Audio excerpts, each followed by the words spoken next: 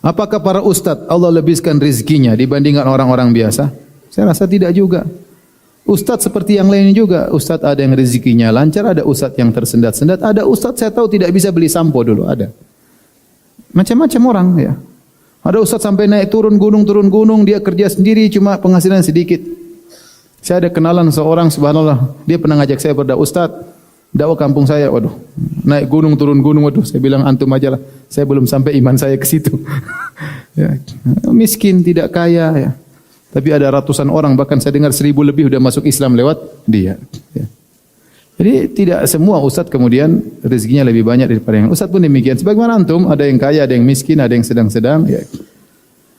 Kenapa? Karena ana lihat seorang ustadz mudah sekali poligami. Waduh, ini barometer rezeki poligami. Sedangkan ana lihat orang-orang biasa seperti ana susah sekali poligami. Baru ngomong aja sudah dimarahin istri. Apalagi langsung praktek. Ente kayak tahu rumah tangga ustadz aja. Apakah ustadz kalau bilang poligami gak dimarahin istrinya?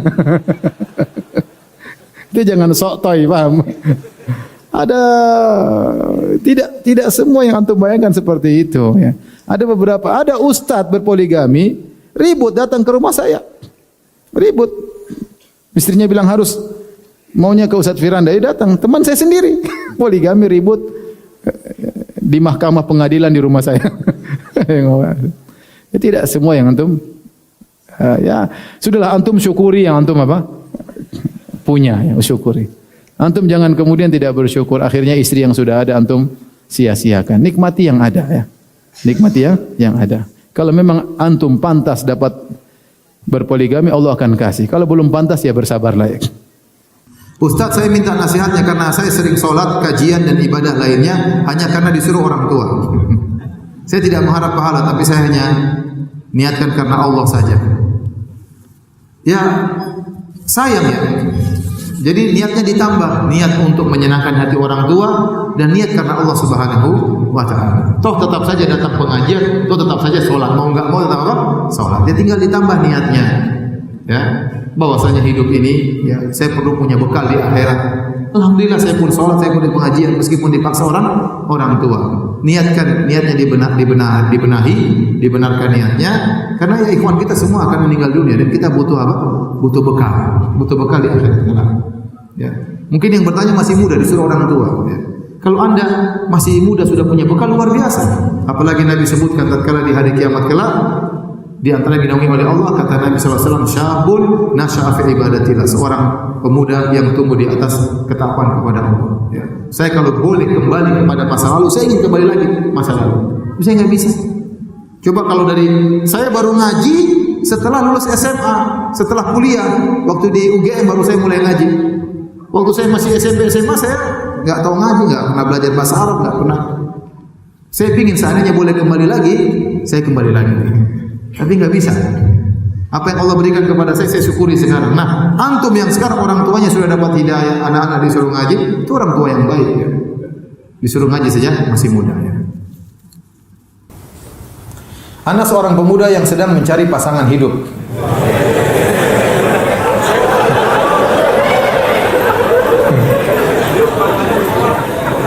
Lantas ana sering memandang wanita soleha yang memakai jilbab, entah itu di jalan atau di tempat yang lainnya. Apakah ana salah dengan memandangnya dengan niat mencari calon istri? Bukankah mencari calon istri juga dilihat dari kecantikannya? Iya, tapi bukan lihat di jalan. Jadi itu melihat, mencari dulu informasi, kalau sudah cocok baru nazar. Bukan di depan kantor ngelihat. Itu nazar melulu namanya, bukan nazar. Nazar itu tidak syar'i. Nazar yang syar'i itu kita mencari informasi, ditunjukkan seorang wanita, baru kita menazar. Bukan semua cewek kita lihat. Istri orang pun kita nazar. Buat itu istri orang sudah nikah. Nazar ngapain? Nazar istri orang. Ketika Zam-Zam hilang, bagaimana orang Mekah mendapatkan air? Aduh, saya tidak sempat nanya mereka ya. Tetapi jelas ada sumber air yang lain. Ya, mungkin bukan cuma air Zam-Zam, tapi air Zam-Zam yang sangat istimewa, yang airnya tidak pernah habis ya. Ya, tidak pernah habis. Bahkan sekarang saya dengar sebagian penelitian justru kalau Ramadan atau bulan haji volumenya semakin apa? Semakin banyak.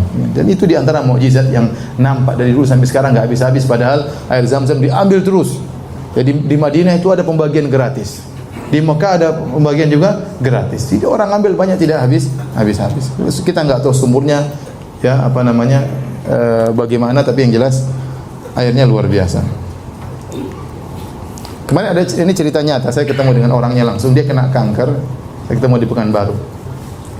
Dia di kemo di Singapura apa di Malaysia ya. Kemudian ada kawan yang kasih bekal dia air Zam-Zam. Intinya setelah dia di kemo, dia minum apa saja tidak bisa kecuali air Zam-Zam. Kecuali air Zam-Zam. Minum air putih muntah, dia minum apa muntah.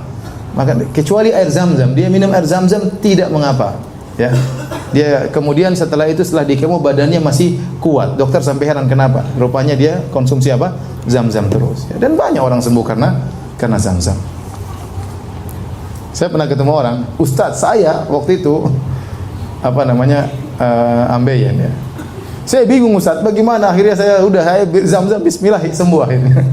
Ya itu antum saja, yang lain belum tentu. Jadi keyakinan. Jadi Zam-Zam itu perlu dengan keyakinan.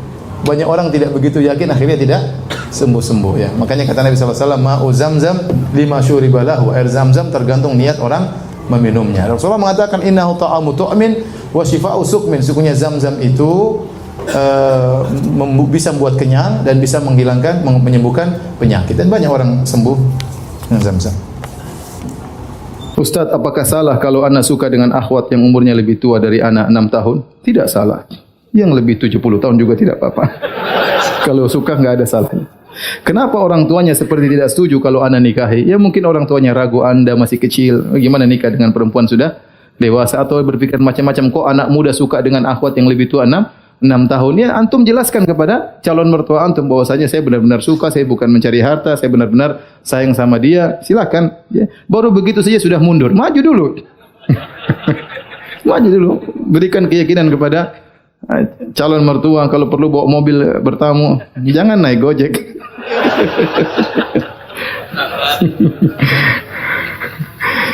Saya sering bilang sekarang tidak ada namanya apa? Wanita cinta buta sudah enggak ada sekarang. Semua bisa bedakan mana motor, mana mobil. Dahsyatnya fitnah wanita memang luar biasa. Walaupun dengan lelaki yang sudah menikah. Pertanyaannya atas hal tersebut, apakah diperbolehkan seorang lelaki berpoligami untuk menghindari bahaya tersebut? Ini yang tanya sudah tahu jawabannya. Saya bilang masalah poligami, masalah syariat yang lainnya. Ya. Seorang bertakwa kepada Allah ya, dengan mempertimbangkan segala hal. Ya. Tentu jawabannya boleh. Seorang berpoligami untuk menghindarkan fitnah wanita. Ya. Tentu jawabannya boleh. Tapi poligami punya persyaratan tersendiri. Ini pertanyaan banyak sekali masalah poligami. Saya tidak ingin jawab. Kasihan menyakitkan hati para istri. Saya mohon sangat dibacakan pertanyaan saya. Ya udah saya bacain deh. Saya mengenal sunnah sejak 2005 dan mulai mengamalkan sunnah sejak 2008. Saya mempunyai istri yang cantik dan keluarga besar yang hampir semua mengenal sunnah, dan saya punya kehidupan harta yang sangat layak. Tahun 2015 awal saya terkena fitnah wanita. Selama 6 bulan saya melakukan perbuatan keji yang hampir saya tidak bisa menghitung berapa jumlahnya. Saya seperti orang mabuk ya dan gila. Semua pemahaman saya tentang agama seperti hilang karena fitnah ini. Dia berzina maksudnya. Setelah 6 bulan saya tersadar dan menutup semua akses ke fitnah wanita tersebut. Ke fitnah wanita. Sudah hampir 3 tahun berlalu, rasa sakit saya tidak pernah hilang dari hati saya. Saya menangis setiap hari dan sangat menyesal. Kenapa saya bisa jatuh berdosa tersebut, Ustaz? Apakah karena ujub? Mohon nasihat bagi hati saya. Saya merasa amalan tiada arti dan berguna di hadapan Allah.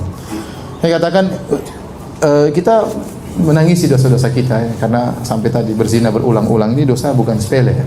Dosa bukan sepele. Allah menyebutkan zina adalah dosa yang spesial. Kalau ada dosa-dosa besar, ini dosa yang super besar. Makanya Allah sebut dalam surat Al-Furqan, kata Allah, walladzina la yad'una ma'allahi ilahan akhar wa la yaqtuluna nafsa allati harrama Allah illa bil haqq wa la yaznun. Wa may yaf'al dzalika yalqa athama yudha'af lahu al-'adzabu yaumal qiyamati wa yakhlud fihi muhana illa man taba. Dan orang-orang tidak pernah berbuat syirik, dan orang-orang tidak pernah membunuh orang lain, dan orang-orang tidak pernah berzina. Ini 3 dosa yang sangat besar. Syirik, membunuh orang, dan apa? Berzina, ya. Syirik berkaitan dengan hak Allah, membunuh orang berkaitan dengan apa? Orang lain, berzina dosa hawa nafsunya, ya. Kata Allah, "Wa may yaf'al dzalika yalqa athama." Barang siapa yang melakukan 3 dosa ini, maka dia akan mendapatkan dosanya. Yudha'af lahul adzabu yaumal qiyamah. Dia akan dilipat gandakan dosanya, azabnya pada hari kiamat. Wa yakhlud fihi muhana, dan dia akan kekal dalam neraka dengan kondisi terhina. Tapi kata Allah, illa man taba, kecuali orang yang bertaubat, ya.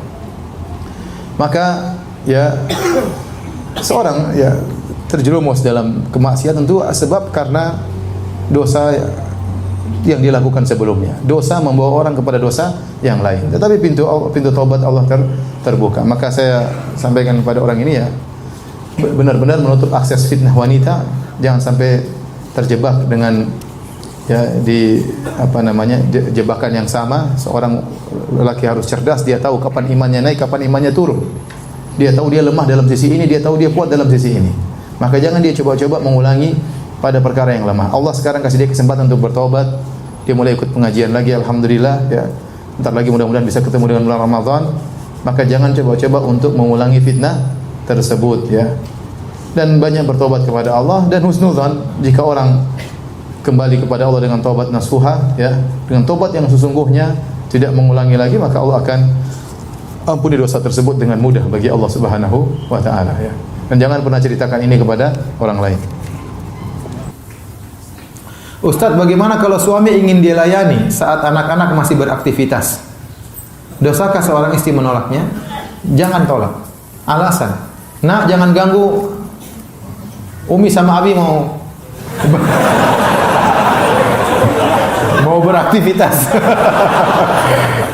Banyak alasan lah. Umi lagi sakit, pusing kepala, ya, atau lagi ingin dipijit, Abi lagi pijit dan ganggu, ya. Bisa lah. Kasihan suami kalau nggak dilayani. Bisa lah anak-anak dia apa? Diusir. Jangan ditolak. Selama ada jalan keluar, kenapa kita tidak tempuh jalan keluar tersebut? Contohnya bilang lagi ingin apa, urusan apa, jangan ganggu ayah dan ibu lagi ingin istirahat, ya, banyak cara. Anak sudah menikah dan alhamdulillah sudah dikaruniakan 2 orang anak. Anak kadang sering bermimpi bertemu dengan mantan anak. Maksudnya yang dulu anak maui nikahi tapi gagal. Itu pertanda apa ya Ustaz?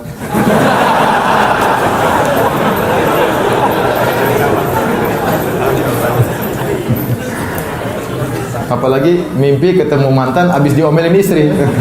Waduh. Nggak usah tanda apa-apa, ya udah anggap aja lewat.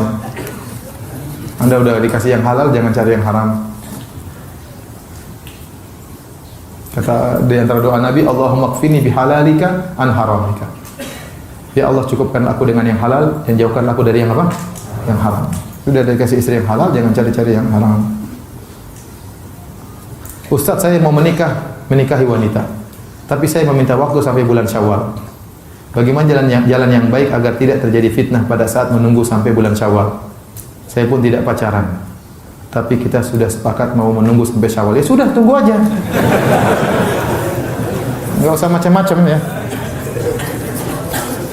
Tunggu saja.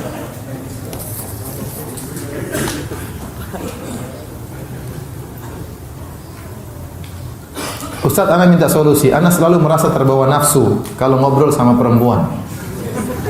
Walau teman sendiri. Berarti Anda masih normal. Padahal Anda sudah nunduk. Ustaz, gimana solusinya? Ya sudah, jangan ngobrol sembarangan. Ya, jangan ngobrol sembarangan. Boleh tahu ngobrol syahwat, ngapain ngobrol sama perempuan?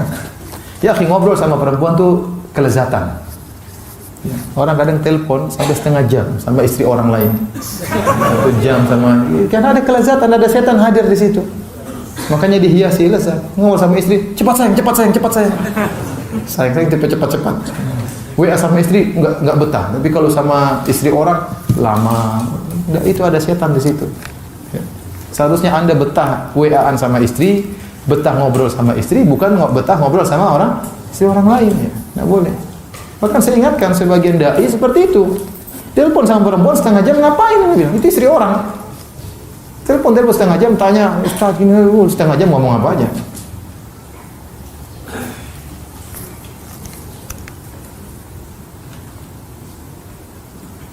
Jika ada seorang ikhwan menyukai seorang akhwat, ya jelaslah ikhwan suka akhwat. Namun akhwat tersebut belum mengenal sunnah.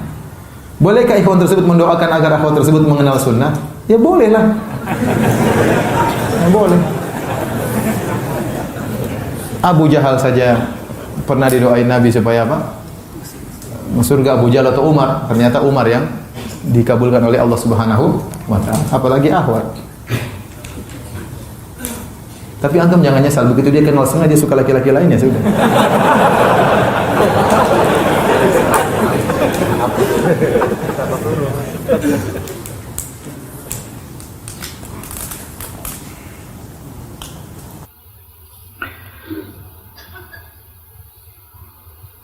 Afwan Ustaz, ana mengenal dua akhwat dan ana seorang bujang. Yang pertama adalah seorang gadis, tapi dia belum mengenal sunnah secara total, tapi dia penurut jika di afori kafan sunnah, apa maksudnya? Disodori, enggak tahu lah. Yang kedua adalah seorang janda, tapi dia sudah mengenal kajian. Oh, disodori kajian sunnah dia nurut, ya.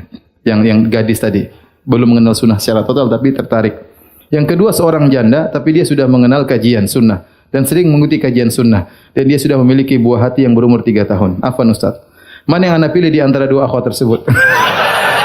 Ana yang pilih apa ente yang pilih?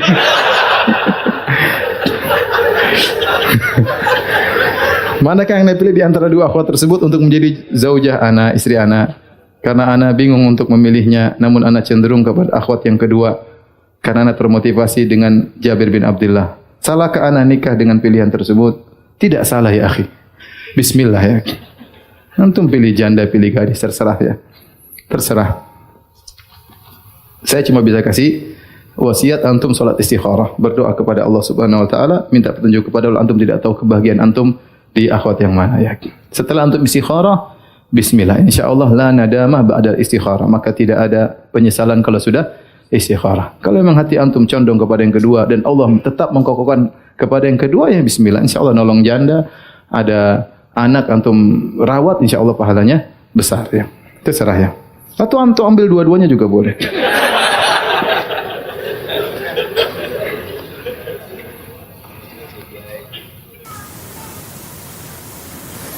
Saya pernah bercanda kepada teman dengan berkata, saya lebih baik memindahkan gunung Uhud daripada belajar naik motor. Apakah saya terjadi dalam dosa besar dan harus bertobat? Apakah yang harus saya lakukan? Ya itu hanya, ya sudah istighfar aja, ya, tidak apa-apa ya. Karena antum tidak bersumpah, cuma mengatakan, ya kecuali antum bilang demi Allah, ya lain cerita ya. Tapi kalau antum hanya mengatakan lebih baik saya memindahkan gunung Uhud daripada belajar naik motor, ya. Ya udah, ya istighfar aja, sudah belajar naik motor aja enggak apa-apa. Baik, demikian saja kajian kita. Subhanakallah bihamdik, asyhadu an la ilaha illa anta astaghfiruka wa atubu ilaik. Assalamualaikum warahmatullahi wabarakatuh.